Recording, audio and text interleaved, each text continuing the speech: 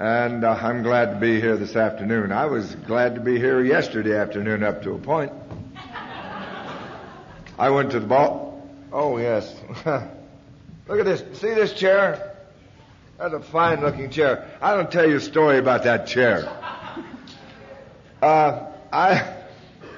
My wife was up here on stage thanking the speaker this morning or something, and your exalted leader here, Scott, saw her over here, and they saw this chair being brought up here. And Scott's remark was, "I don't think that chair's big enough for you, is it, Benoy?" It's okay, Scott. She forgot to burn you. I don't know why, but she usually would have, I assure you. Anyway, that just shows you the kind of sense of humor we got around here. I am really glad to be here. I'm always glad to be here. I went to the ball game yesterday. You got to know that I'm from Norman, Oklahoma. And I was having a lot of fun for about 3 minutes. But I'll tell you one thing. You guys really put on a presentation when you send that team out on the field there. You really do that.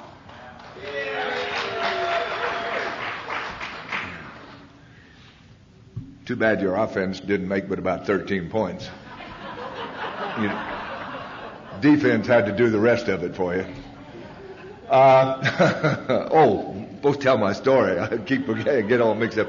I want to thank the committee for asking me to come here and be part of this thing, and it is really always a pleasure to be part of Alcoholics Anonymous. And I didn't get here by accident. I'm a real alcoholic. You're not going to get a long drunk-a-log. I'm sorry, but you're just going to have to take my word for it that I'm a drunk, and I'm of the type the book talks about, you know. And I drank too much booze too long, and it made me humiliate and embarrass myself and family and wives and children and a lot of people around me. So I'm a classic case of the book type alcoholic.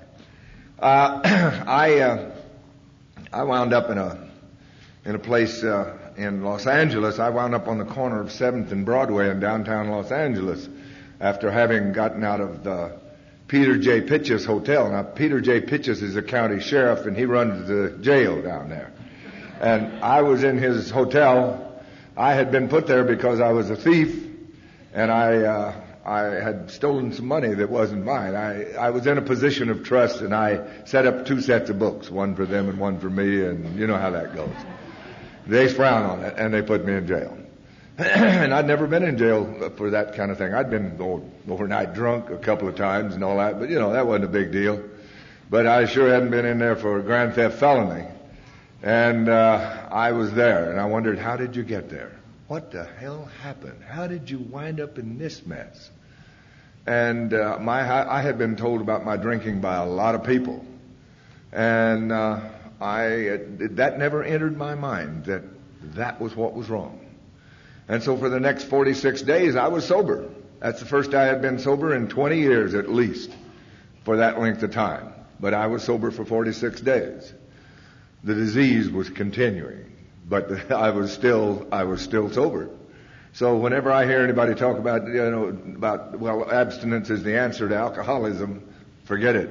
My disease continued.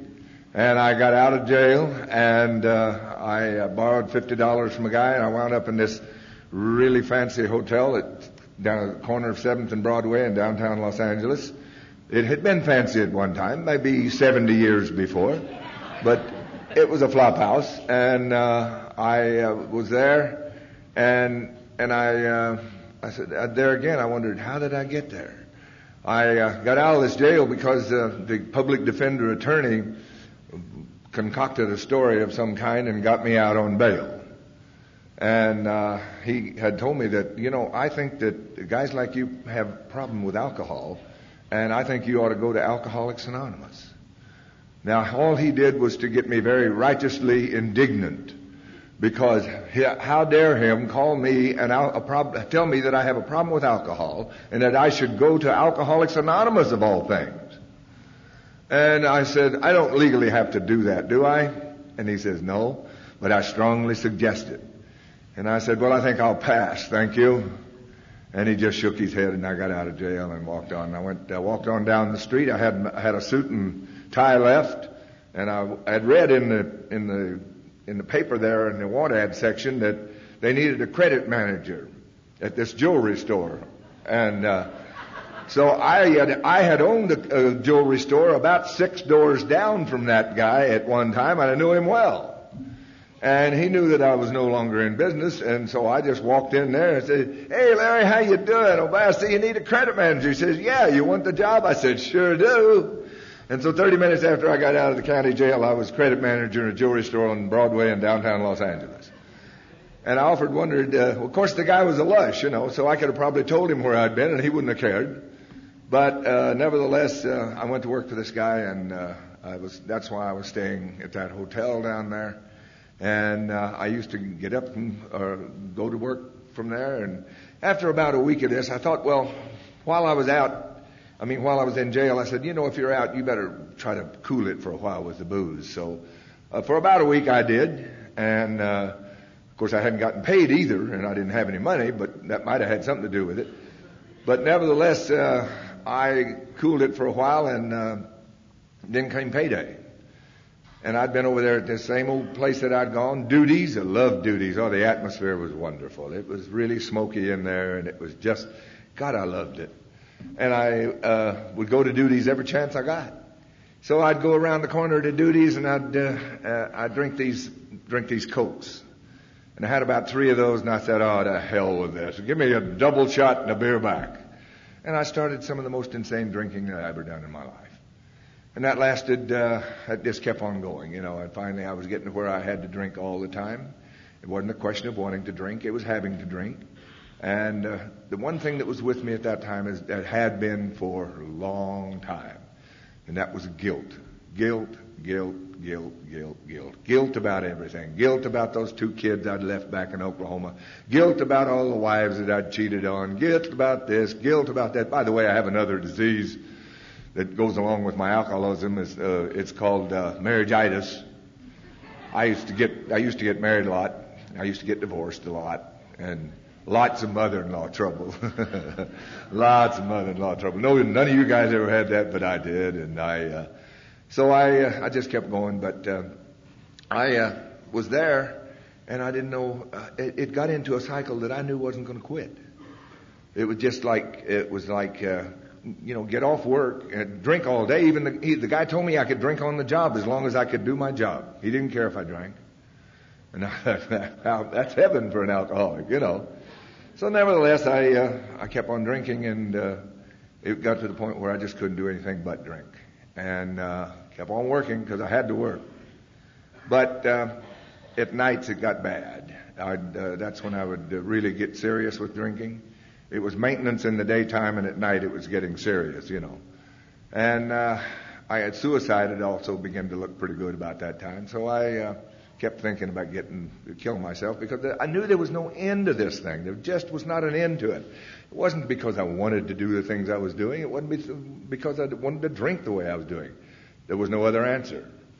And finally, this one night I came in and I got out on the ledge, and there I was, and I was on the 7th floor of this hotel.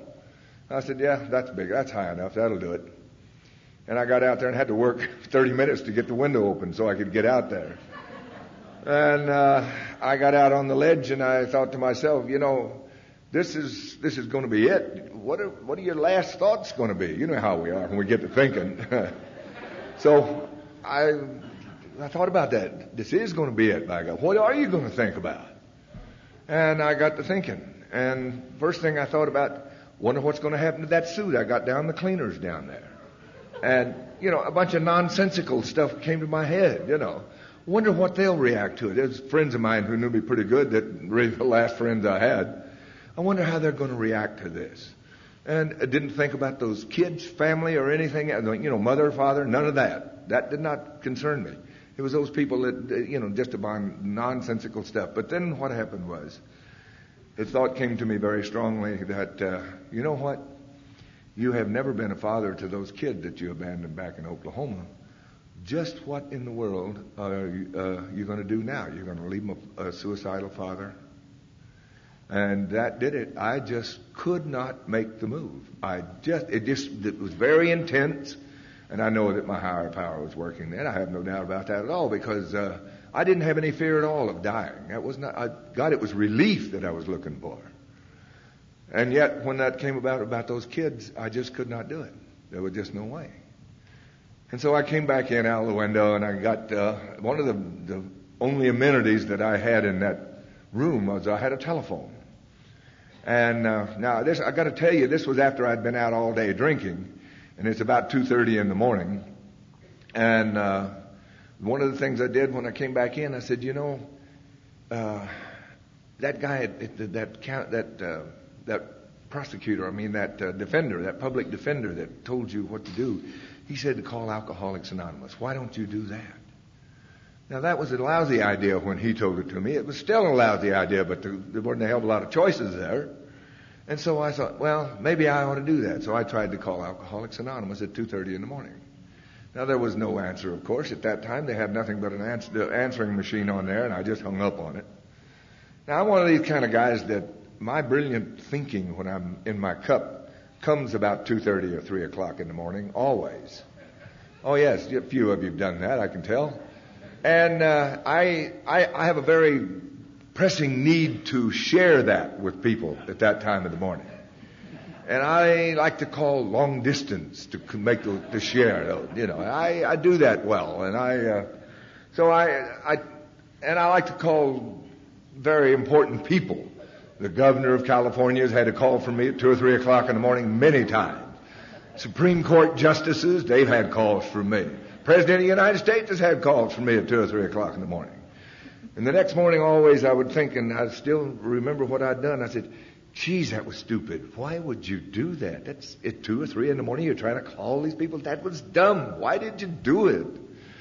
And the only response was, oh, well, I won't do it next time. Well, it did over and over again. So the same thing happened when I thought about trying to call Alcoholics Anonymous the next morning. I thought about that. And you know what? The next morning it was still a good idea, contrary to what those other ideas had been before. And so I called Alcoholics Anonymous.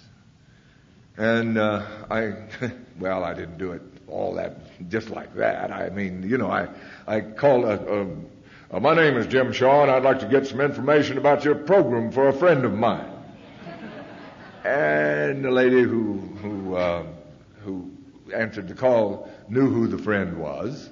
And so she responded by telling me a bunch of her story, And she started in telling me about her story, about how many years she drank, and she lost 2 kids because of that. And I said, oh, my God, And I got those 2, immediately my 2 kids back in Oklahoma came to my mind, and I'm going, what the hell is this woman talking about? She looking, I didn't know what was going on.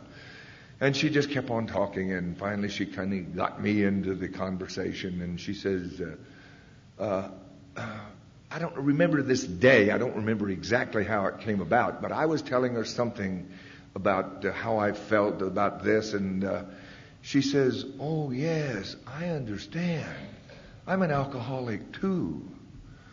And now there had been, for the past 2 or 3 minutes when I was talking to her, there was a big lump came into my throat, and I don't know why. It was just there. I didn't cry ever, but I did this time. The lump was there, and I was worried about it.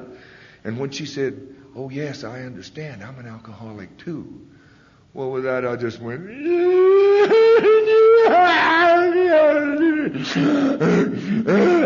I just bawled and bawled and bawled and bawled. And I just turned loose.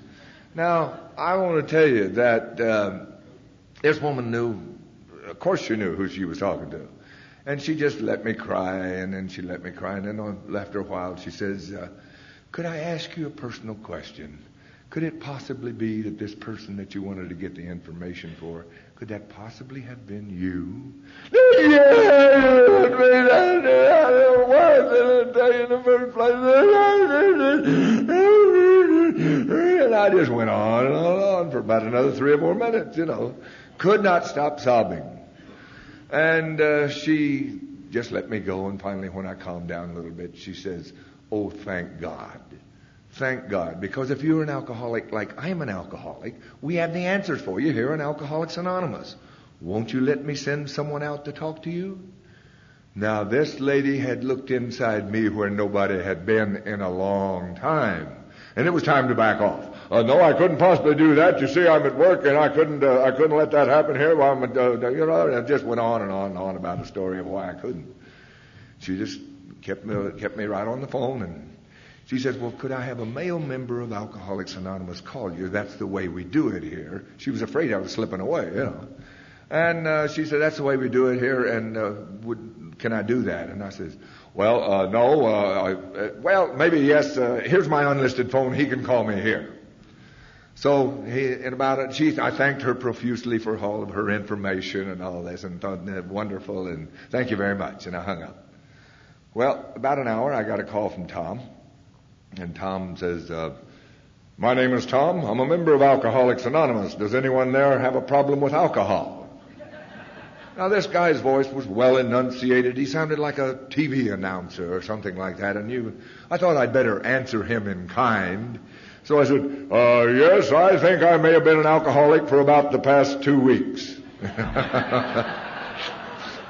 And he later says, "Jim, I damn near busted out laughing with that one."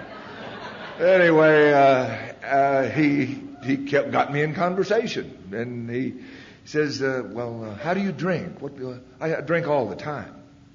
"What do you mean all the time?" I said, "All the time. In the daytime, I drink just to maintain, because otherwise I have to drink, mister. You don't understand. I have to drink." "Well, I understand, but I said, "Yeah, I drink all the time. In the daytime, I drink maintenance-type drinking, and at night, I really get with it." And he says, "Oh, I understand. Okay." He says, then we got on the conversation some more about some different things, and I forget what all it was. But then he says, "Do you think you could not drink for the rest of the day?" Now, this is 9:30 in the morning or thereabouts. I said, "No, I really don't. Hell no, I could not drink for the rest of the day. You got to be kidding." He said, "But we don't drink in Alcoholics Anonymous." I said, "I'm in the wrong place already. I tell you got to be kidding. I got to drink all the time, mister." And I said, "I have to drink. You don't understand. I come apart if I don't drink." And he says, "Yes, I understand." I said, "How do you understand?" He says, "Well, I'm an alcoholic." I said, "Well, all right, then you understand what I'm talking about." He said, "Well, do you think you could try not to drink for the rest of the day?" I said, I can try, but I don't guarantee you nothing." And he said, "Well, why don't you try not to drink for the rest of the day, and I'll meet you tonight in front of your hotel." And I says, "What do you mean?" "Well, we'll go to a meeting." I told him where I'd live, and I said, "Well, what does that mean?" "Well, I mean, that's what we do in Alcoholics Anonymous, part of what we do." And so I said, well, finally I agreed to it. So he said, "Well, I'll see you tonight, and I'll meet you in front of your hotel about 5:45. He said, "By the way, would you try not to drink for the rest of the day?" Immediately when that phone call was over, first thing I did was go in the refrigerator, get me a can of beer, and get me a shot to hit that down with, because I'd already made a big mistake, and I knew it. So about 2 o'clock that day, though, I thought, if you're going to go with that guy tonight, you might ought to try not to drink for the rest of the day. So I thought about it, and I said, "Yeah, you're probably right." So I said, "I won't have any more for the rest of the day." Now, this is about 2 o'clock. As I told you, I drank all the time, and by 4 o'clock, I knew that it was a mistake. And because I was beginning to perspire rather profusely.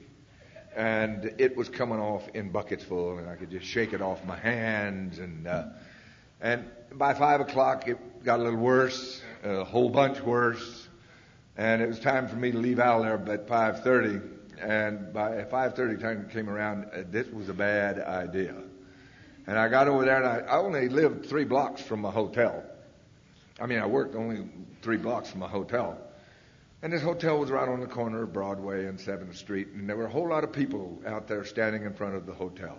Now, they were out there to catch buses and get rides and all this sort of stuff. There must have been 15, 20, maybe 25 of them, all standing around there. And I'm out there about 5:45 now. By this time, I'm already beginning to perspire through my suit, and I am beginning to get just a little bit quick. I mean, it wasn't too much fun about that time. So I kept looking around. I'm kind of plotzing out there in front of this place, wondering who's this, what's going to go on, and all this sort of stuff. And all of a sudden, this car comes out around off of Broadway, stops right in front of the hotel, and this guy gets out. He kept on getting out, and I looked at him, and I didn't pay him a lot of attention, and then he began to look at the crowd there. There was, I said, 20, 25 people. He kind of panned, and he stuck his finger up like this, and he starts going like this, and all of a sudden he came back, and he started walking toward me. And he walks over to me and sticks his finger right in my face. He says, "Are you Jim?" I got my first resentment in Alcoholics Anonymous right there. Yeah, I did. I said, I knew darn well I didn't look like an alcoholic. And finally I said, "Well, yes, I am." He says, "Good. My name is Tom, and I'm a member of Alcoholics Anonymous. And I want you to know that no matter how big your list of problems was today, it's just half that size right now." And I thought, what the hell is he talking about? And so he says, he explained that a little further. He says, you probably had a great big list, and he says it's very important, I'm sure, because there's a lot of problems in your life and all that. But he says the first thing has to be that you have a desire not to drink. And he says, I guess you have that, or you wouldn't be standing here. So that makes your problems just half the size they were this morning. And I thought, well, whoopee, It was just one of those deals that I didn't know what the heck he was talking about. He knew, but I didn't.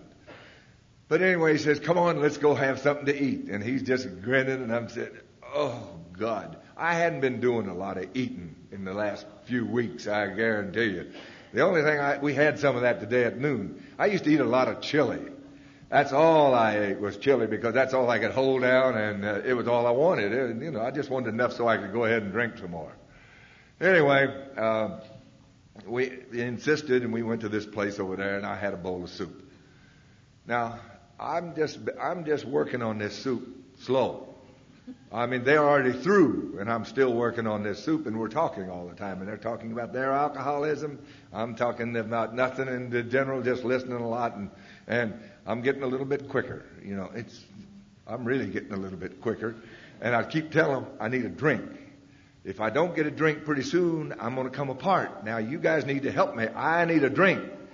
Yeah, we'll get you one. If you'll just wait about 20, 30 minutes, we'll get you one. If you really have to have it, we'll get you one. And so let's go eat, and let's come on and do the eating. Well, I finished up just about all I was going to eat there anyway, and I got this last spoonful in my mouth and barely got my spoon down. Tom was sitting over here, and Ed's over here. And all of a sudden, I'm starting to say something to Tom, and I go right over in his lap. I mean, all that soup went right in his lap. And I looked at him. I thought, he'd probably just kill me, He just started laughing. He said, "Well, hell, I insisted you have something to eat. He said, 'Waitress, bring me a towel.'" And he started wiping himself off, And so anyway, we went to this meeting. Now, by this time, on the way over there, I'm really quick. I mean, I'm just jumping around there, and it's going. I'm not in good shape at all. And hey, man, we got to stop. I got to have a drink. I really got to have a drink. And he says, "Hang on, Jim, hang on." So we got over there into this meeting. And the place was in the basement of a church over in Hollywood. The smoke was boiling out there. I mean, it was just boiling out there. And I said, "What the heck kind of place is this? Is this a religious thing?" I really had no idea what AA was. And he said, "Oh, no, it's not. We're spiritual, but we're not religious." I said, "Oh, one of those things." I don't know. What you got to understand is 3 brothers. 2 of them are preachers. The other one's a deacon in his church. My sister was a member of the WCTU, and then there was me. So I knew what all this business was about, And anyway, we got in this church, and God, it was loud in there. Oh, it was loud in there. I wanted to cover my ears because every time he'd introduce me to somebody, they'd show me a bunch of pearly stuff here and, hi, you're good, and I didn't really want, I just was tired already. So we get in there and it was just horrible, and hi, meet Jim, he's new. Hi, and I'm jumping and I'm just, by this time I'm a total nervous wreck. And we sat down over there and it just started the meeting, and somewhere my head, any brains that I had in my head at all, kind of set itself over here with this other guy, and then I'm still sitting there, and it really was. I think may have been going very close to DT's. And the things were making no sense. And the meeting started. And it was one of these participation first, and then it was speaker. Well, the meeting started, and this gal, she trots up to the microphone. My name is Sue, and I'm a member of Alcoholics Anonymous, and I think it's the most wonderful thing in the world, and I'm just so happy to be an alcoholic, and I'm so glad I'm in AA. I couldn't stand it. This guy here that was sitting still over here, he had to respond to that. So I get up, and I stuck my finger at her, and I said, yeah, BS, lady, BS. Tom grabs me and says, what the hell is wrong with you? I said, I need a drink. That's what's wrong with me. That's all I can say is I need a drink. He said, well, shut up and sit down. So I sat down. And the thing was, I was ashamed. And I didn't know what I'd done and why I'd done it, because I wouldn't even have done that drunk, for crying out loud, maybe. But in a minute, this guy, she sits down, and after she'd shared, and this guy comes moping up to the mic. My name is Sam. I've been a member of Alcoholics Anonymous for 4 months. And I want you to know it's rough out there. It's really rough out there. One more time. This brain went to work, and this old guy over here moved out. So this guy had to get up and respond, and I stood up one more time. You're right, Sam. It sure as hell is rough out there. By God, we got to do something about that, Sam. And I'm just going on and on and on. And Tom pulled me back down. He says, Jim, if you don't shut up, we're going to have to send you out of here.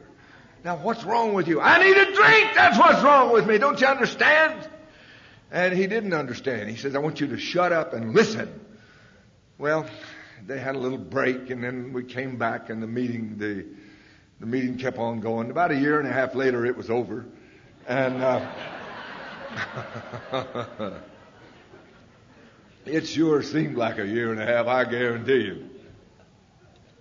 And so they said, come on, we're going to go get you that drink. And I said, thank God. And so with a whole bunch of them got into cars, and they all headed for this same place.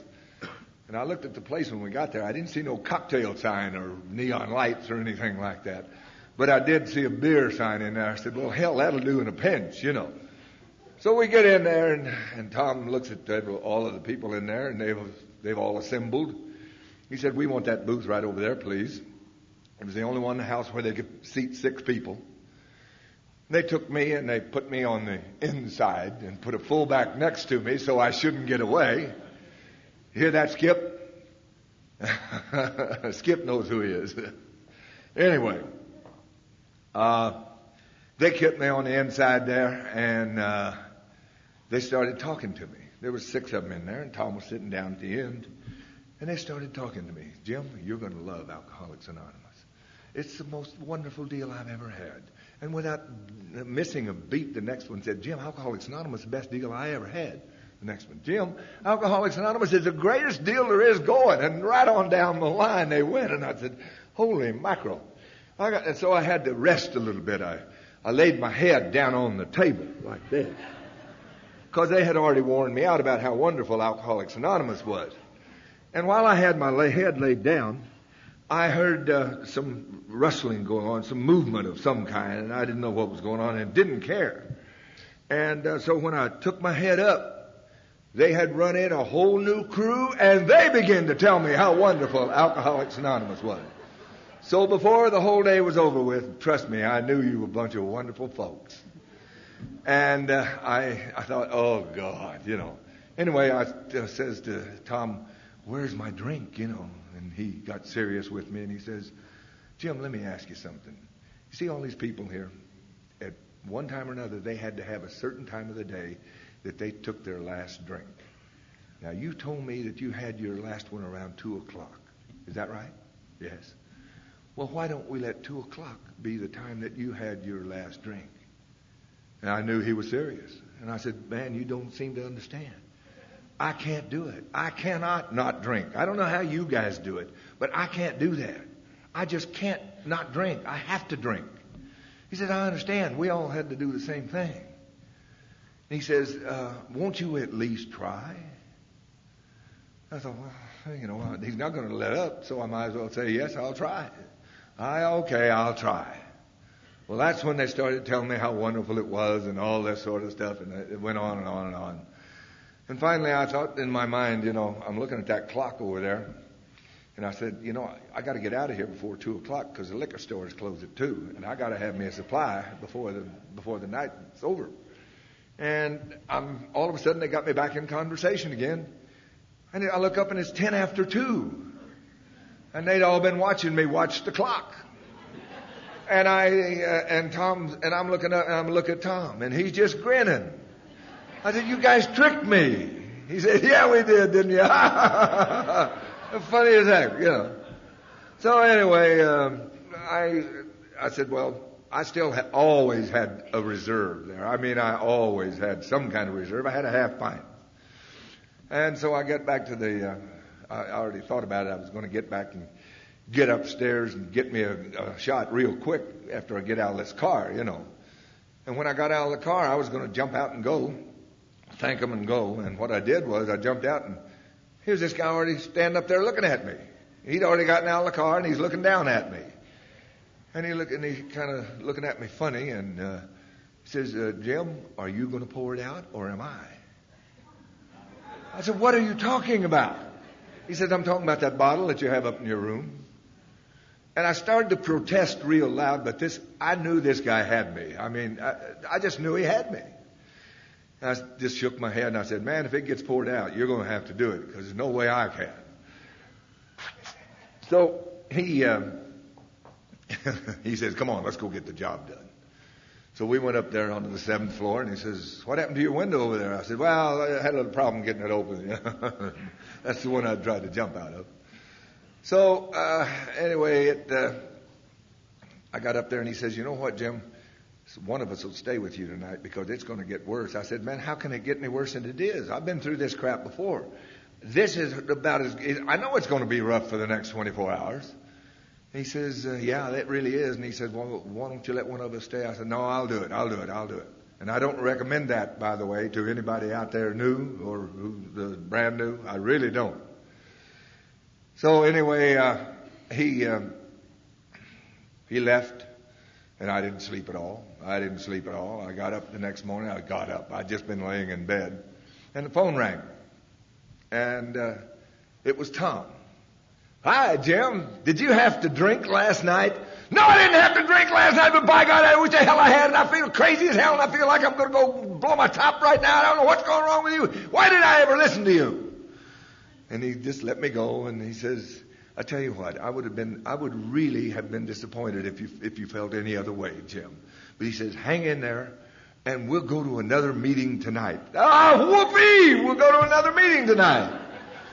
And so he said, he thought it was funny, I was serious as hell, he wasn't. Anyway, about an hour, I got another call from this guy, Ed, that was with me, and he says, Jim, I hope you didn't have to drink last night. He says, but try your best not to today. I said, I didn't last night, and I'm going to try today. Thank you very much, Ed. And so on the hour, I got to work, and on the hour, on that unlisted phone that I had given, the number that I had given to him, I got a call from those people that were there that night before down at that restaurant. Did you have to drink last night, Jim? No, I didn't have to drink. Thank you very much for calling. And when the boy was over, Jesus, not another one, Anyway, we'll go to another meeting tonight. Oh, wonderful, just all that sort of stuff. So, they kept on, and they did exactly what they said they'd do. They picked me up. We went to another meeting, and little by little by little, it began to get not okay, but a little better. And about the fifth or sixth day, I think I had just a little bit of one of the most basic ingredients that we must find if we come to Alcoholics Anonymous and are to stay. I think I found just that much of an ingredient called hope. I think somehow or another I said, oh God, do you really suppose that I could do what they're doing? Do you really think it's possible? And I don't know if I got an answer or what, or if my mind was going crazy or what it was, but I thought, let me try just for a little while. And so I started going to those meetings. And soon thereafter he says, I got a place that I just came out of 4 months ago for you to go to, and Jim, you got to get out of this hotel. You'll get drunk up here. It's a place where a bunch of alcoholics are. It's called a 12-step house, and you need to be there. And I was listening to what he had to say. So I went in, moved into this 12-step house. Now I took all my luggage in there, my expensive luggage. I thought I fancied myself a high roller. And I looked in there, and I had all this stuff in there, and I looked at this old house that he was going to have me stay in. It was a big 3-story clapboard house. Hadn't been painted in probably 25 years. The front step was broken down on one side, and I looked at that and I said, you really did it this time, didn't you, big shot? You really did. And I walked into this place, and he took me in there, and he says, Lee, to the manager of the place, he said, Lee, this is the guy I've been telling you about. His name is Jim, and he's a real alcoholic. And he needs a place to stay and be with alcoholics so he can be a member of Alcoholics Anonymous. And he says, are you an alcoholic, Jim? And I said, well, I guess I must be. Every time I'm in trouble of any kind, it seems like I'm drinking or drunk. He says, well, you probably are, and we got a place for you. So I went in there, and I started going, and every night Tom would come, pick me up, take me to some meetings and all that sort of stuff. We had meetings there in the house. Bill Wilson had been there and given his blessing to the place before. And this was a long time ago. It was like 29 years ago that took place. And someone said before me today that you don't have to drink. You don't have to have another drink after you come to Alcoholics Anonymous. I want to reiterate that you don't have to have another drink, because since at that time I have not had anything from the neck up. No alcohol, no pills, no nothing. And it's because of Alcoholics Anonymous and the message that was carried to me. And with that message that was carried to me, I really feel that there's an obligation on my part that I have to do the same thing. It is absolutely incumbent upon me to see to it that whenever anybody, anywhere, reaches out for help, that I am responsible and that I am there. Not him or her or the other guy. Me. I am responsible. I don't ever in my life want to forget that. Because that's what Alcoholics Anonymous is based on. And we have been given, as far as I'm concerned, the most special gift that there is in this world. We have been given the ability to help where no one else has seemed to have been able to. Psychiatry, medicine, whatever it is, religion, they can't seem to do the job that we do at all. Not in any, even a minute fashion, do they do it well. And we've been given that special ability to talk to one alcoholic, one-on-one, and carry the message of recovery, the same way those people did that night with me. And I didn't even know I was receiving the message, but I was. So I don't ever want to forget that. I kept going to these meetings and all this sort of thing, and they came up with the idea that I should get a sponsor. They came up with the idea that not me. I knew that any time that was mentioned, I just turned that off to the side, and I said, well, I'll do that when I think I need one. I know that some of you may have only done it when you needed one, but they kept on.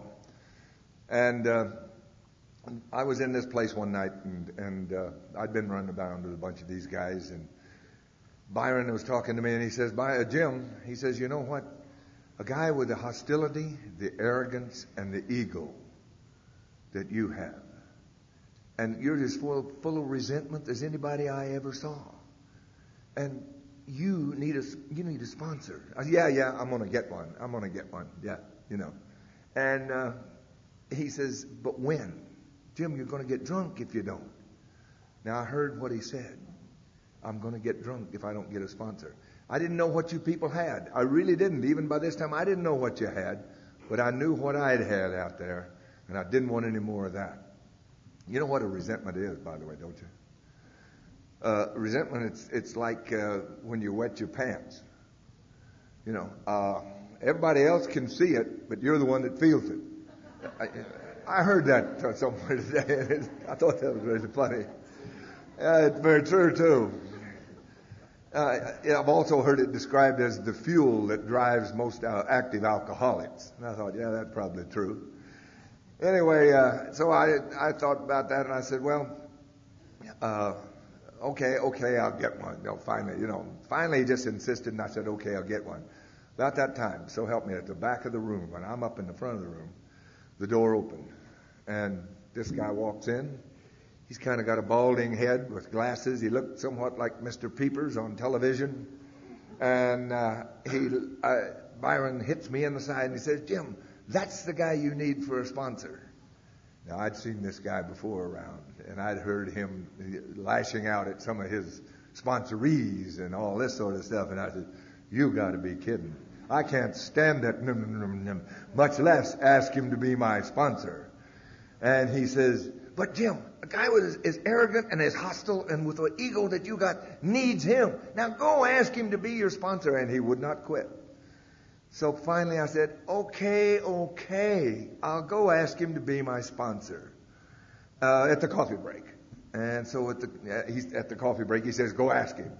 Well, I went over to the table where he was sitting, something like this, and I stuck my finger right in his face.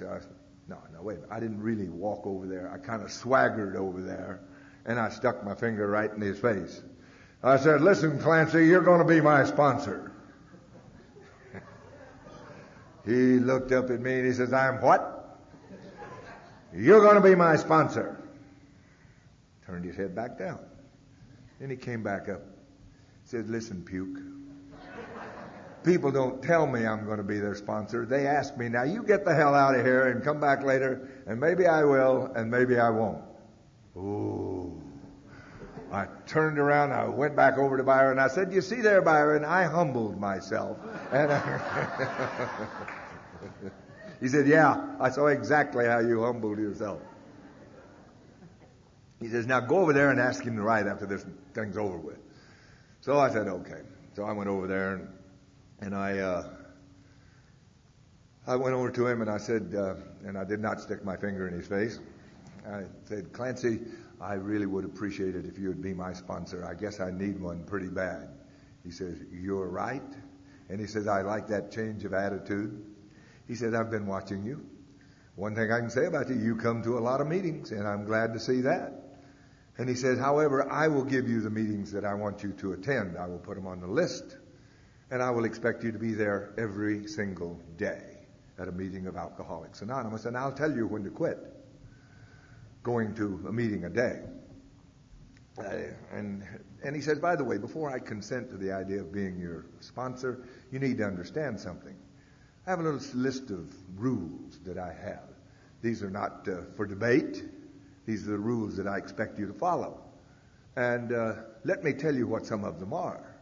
And he says, you will be at a meeting of Alcoholics Anonymous every single day. You will be there at least an hour before the meeting begins, and you will help to set it up. You will go see the secretary and get yourself a commitment. Do you know what a commitment is? And he just talked to me like I was some 2-year-old kid. And he went on, and a half hour later, the list was just ended of the rules, And I heard the strangest noise coming out of my mouth. I said, okay, I will, And there I was. And so I started going to meetings of Alcoholics Anonymous in the manner that my sponsor had suggested. In fact, he told me, he says, we don't have much time to talk here, but he says, I want you to come down to my office tomorrow, and you and I will discuss a little further what your future will hold. Now, that sounded ominous to me. But I said, okay, I'll be there. And I went down to his office. And when I got into his office, he closed the door. He said, I don't want any calls right now, thank you. And he started telling me there was a different Clancy sitting there. It wasn't this arrogant, smart-ass, what kind of guy that I'd seen before. There was a guy who knew exactly what he was talking about. And he said to me, he says, Jim, I want you to know something. I know you better than you will ever dream that I know you. I know what's going on inside you. I know what motivates you. I know what keeps you surviving. And he says, and I know the biggest item that you have going on in your life today is fear. That's what makes you hostile. That's what makes you arrogant. That's what pushes your ego to where it is. He says it's all fear. And I wondered how in the hell he knew that, because I hadn't told that to anybody. And he says, let me say something else to you. If you will do what I ask you to do, I promise you. And he said, let me say that one more time. I promise you that your life will change to the better, and you will never know just how much it can change until you start trying to do what I'm going to suggest for you. Will you do that? And I started crying again. And he says, and don't be afraid of crying. He says, we have all done it, many of us in the dark of night, but many of us after we came to Alcoholics Anonymous and saw what we really were and started to try to get better. And so I said, yes, I'll try. And so he made, we started going through the steps. And he says, I want you to take the book of Alcoholics Anonymous. I want you to read it thoroughly. I want you to know what's in that book, because that's our recovery program. And he says, I want you to know what it is. And you must help me by doing that. And so I got the book out and started talking. And he started going through it and started reading it and did all these things. And then we started doing the steps. And this man, when we got to, I said, well, I think I'm through with the first and second. He says, okay, for now. He says, we'll do the third together. I said, what the hell is he talking about? That's a very simple, short thing, And he says, come on in here. And we went into his den over on Lake Street. And he says, he shut the door, and he says, get down here on your knees. And then he says, we're going to take the third step together. I thought, oh my God, I hadn't been on my knees in so damn long. I wouldn't even know what that position was except to puke, And so we did that, and then I felt a combination of really, I was totally uncomfortable with the idea, but I also felt that, my God, you're doing what this book calls for. I don't know what the results are going to be, but you're doing what the book called for. And then he said, well, you can lay off for a little while now, and we'll absorb what's going on so far, and just go to meetings. And so I went to meetings, and we kept going to meetings. Anyway, it wound up that 10 months later, he had to call me and tell me that I'd been putting off the fourth step for I don't know how long. And he said, get your fourth step ready within 2 weeks, or get a new sponsor.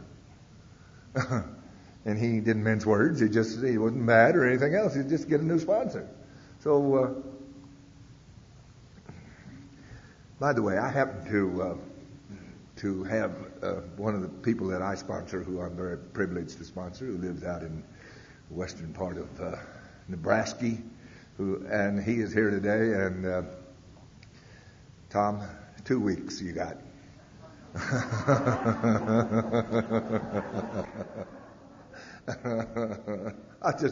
Devil made me say that. Oh, where it came from.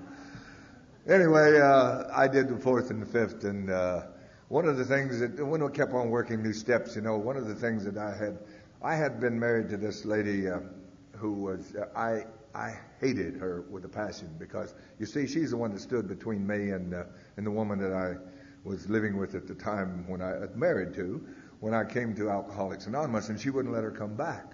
She said, you don't want to go back to that bum. And so I really had a resentment against this woman. Oh my God. So he kept on, and after we got into the steps part of it, and he says, now Jim, what about that mother-in-law of yours? I said, I've done all the others. I listed, and we had the list, and I went off the list. Look, I went over there and did this, and it was fine. Everything was good. What about that mother-in-law? Wouldn't let loose of that mother-in-law business. I'm not going to make amends to her. She's an old bitch, and I'm not going to do it. He says, and you're not going to be free of it either, are you?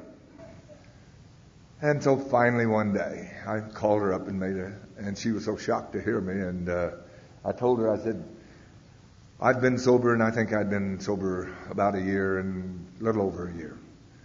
I haven't had anything to drink, and my actions have changed since you last knew me. And I'm trying to work a program. And one of them says that I have to make amends to the people who I've harmed.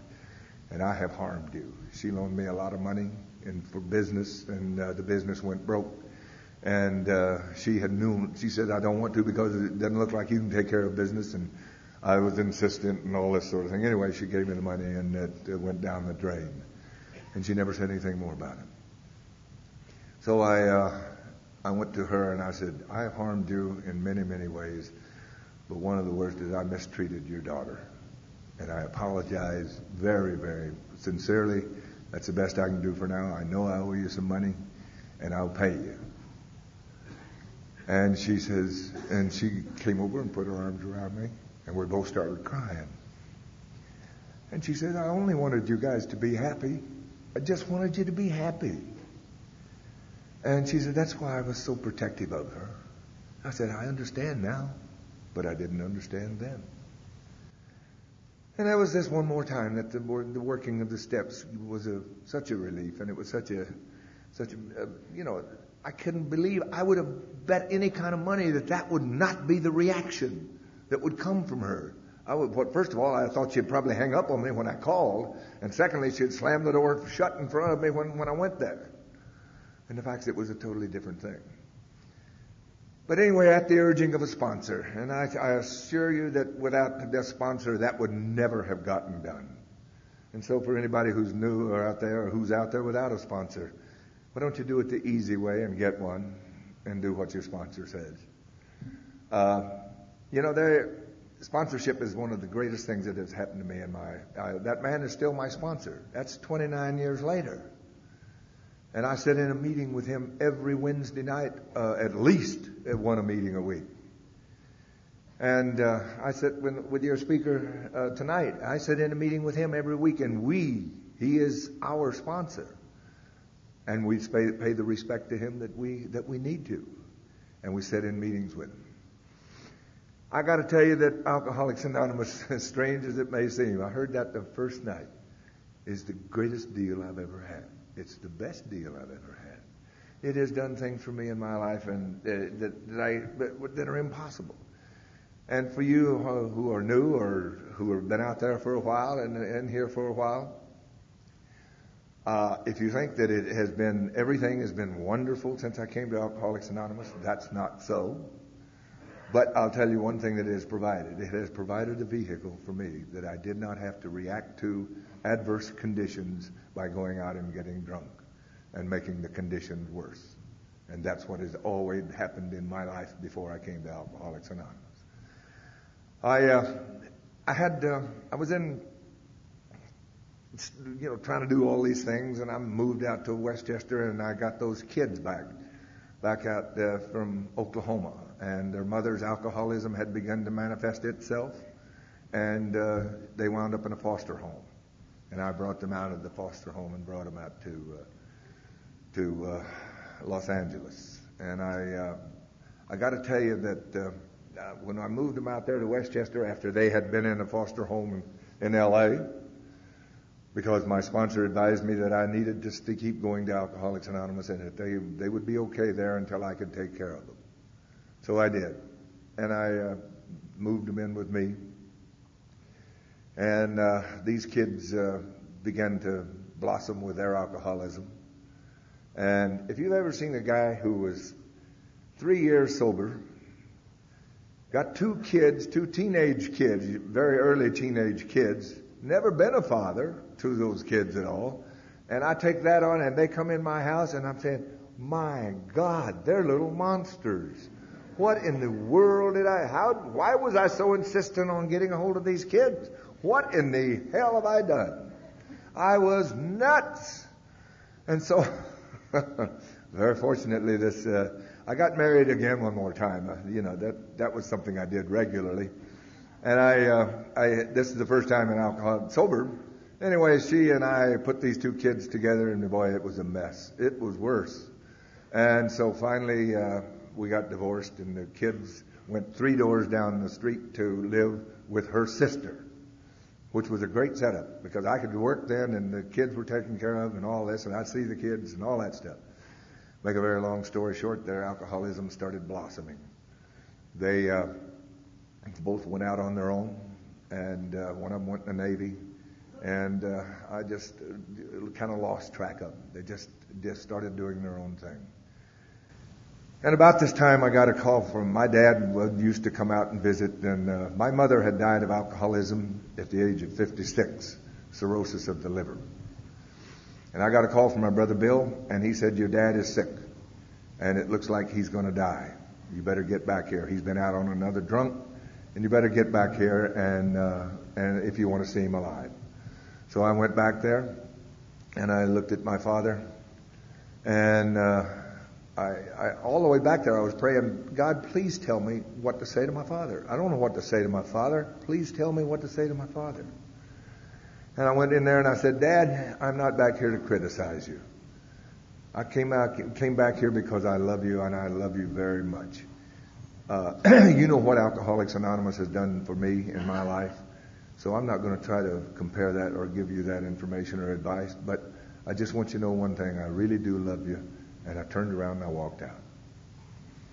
And one of the happiest days of my life was that I was able to call back there a year later on April the 3rd and wish my 79-year-old father happy #1 AA birthday.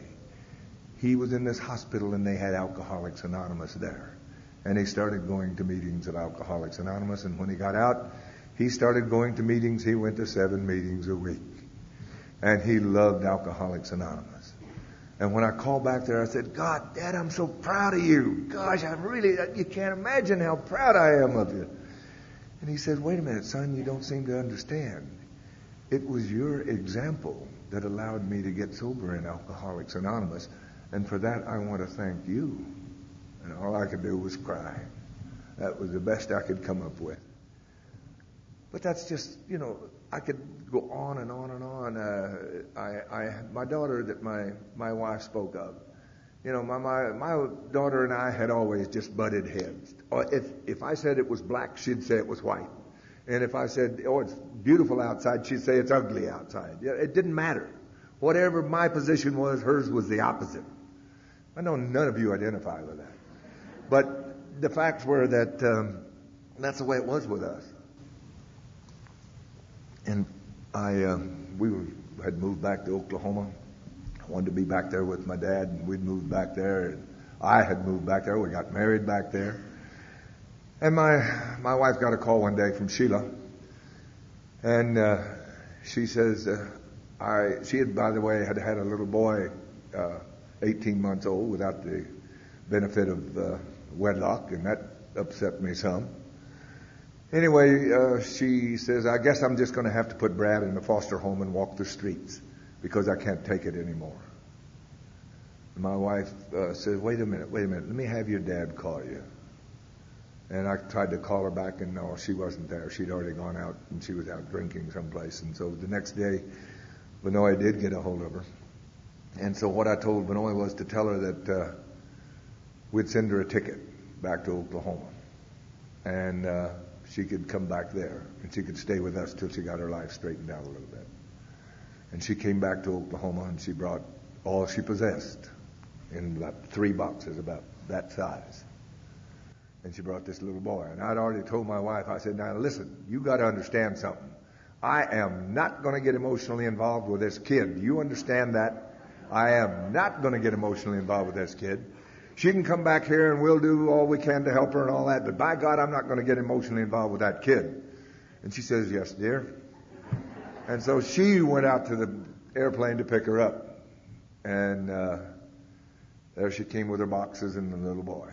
And I know that she came to the house, and And this little boy, and I know it took, after that kid got there, it must have taken 6, maybe 8 hours before he had me wrapped right around his little finger, And he still does. And that is just part of the deal. It's just part of the deal. But she came back there and, oh my God, it was all the same old stuff. She didn't say a whole lot because she was living in my house. But it was that same old confrontational stuff.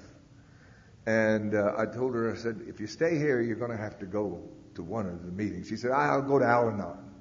I said, that's fine. That was okay for about 30 days until she got drunk, she and her sponsor, and she went into a blackout. So then I said, no, I don't think that's going to work with you. And finally, then one day she had the little boy, and she had moved out into an apartment, and she had misplaced the little boy. And I want you to know I was some upset about that. And so she finally did find him and that sort of thing, and I got a hold of her that night, and I said, Sheila Marie, I want you in my office tomorrow morning by 9 o'clock. You and I have to talk.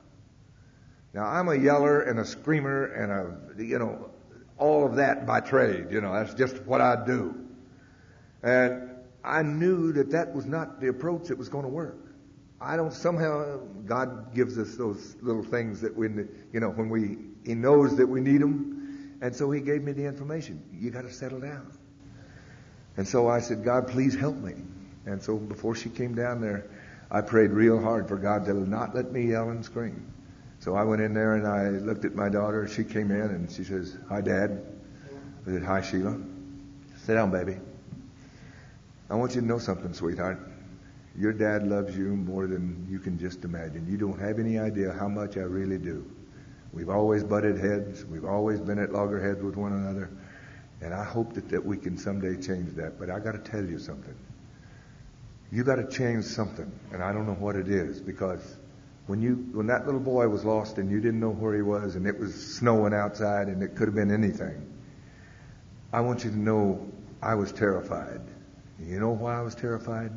Because of your mother's alcoholism and my alcoholism, you kids wound up in foster home after foster home. And that has made me sick all of my life. And it's made me guilty all of my life. But I want you to know something. I really do love you. Even the way you are today, especially the way you are today. But you got to know something. If you don't do something, I'm going to have to legally take that child away from you. I will not let my grandson suffer the same kind of consequences that you kid did. I just won't do that. And she looked at me and kind of dropped her head, turned around and says, I understand, Dad. And she walked out. But I had not raised my voice hardly above a whisper. And I was really grateful for that. And I was sitting in my usual place in the meeting of Alcoholics Anonymous that I go to on my third row back on the aisle. And they asked for newcomers. And my wife hit me in the side. Jim, look back there. There was my daughter. And she was holding her hand up. And she was holding her hand up, and I looked back there, and I was asked to it was a participation in the beginning. It wouldn't, participation first, then the speaker. And they asked me to participate, and I said, just saw one of the best Christmas. It was around the 15th of December is when it was. I said, I just got one of the best Christmas presents that I could possibly have. My daughter just raised her hand as a newcomer. I couldn't ask for a better one than that. And now it's you people's turn. Let's see what happens with Alcoholics Anonymous in her life. And I sat down. And I want to tell you something. If I live to be 197, I will not forget the way I felt that day, the gratitude that I felt to members of Alcoholics Anonymous, because they had rallied around her, and they had just started showing her the way. And that's what we do here. We show others the way. The whole thing that if you take any of our meetings, any of these conferences or anything else, and you boil it all down, outside of maintaining our own sobriety, Our whole effort and our whole reason for being is to carry the message to the alcoholic who still suffers. And I hope to God I never forget that, and I hope that you do, that you never do. Because that's where we are. What do we do here in Alcoholics Anonymous? What we have to offer is, I'm an alcoholic, and I can carry the message to another alcoholic. Now, I've heard all this other stuff that's trying to get, attach itself to Alcoholics Anonymous, but I got to tell you something. I'm of the school that believes that we cannot dilute our effectiveness by trying to include everything else that there is out there. Everybody else has got problems, sure. But my alcoholism and your alcoholism is the thing that we have to work on. And we can't dilute the power of Alcoholics Anonymous by trying to be all things to all people. I hope to God we never forget that. Let's keep Alcoholics Anonymous, and then we can still carry the message of Alcoholics Anonymous. I want you to know that I am really grateful to be here today. It is one of the best deals that I'm with family. I've been coming to this part of the country for a long time, and Dick and Peg and Scott and Reggie and all of I'll leave somebody out surely, but the facts are that these two people right here beside us, they're very important in our lives, My friend Tom out there that I sponsor, that's an honor. All the people that I sponsor, it's an honor to sponsor them. Because, whenever I think about, I don't think I want to go to a meeting tonight. I go all the time. I'm always at meetings. Why do I need to go tonight? Because I've got people that I sponsor who are going to be there. And they may want to talk to me. They may need to talk to me. And we may just want to see each other and say, hey, yeah, we're doing the same deal. We're doing the deal together. Thank you for your hospitality. Thank you for all that you've given us on so many occasions. Bye-bye.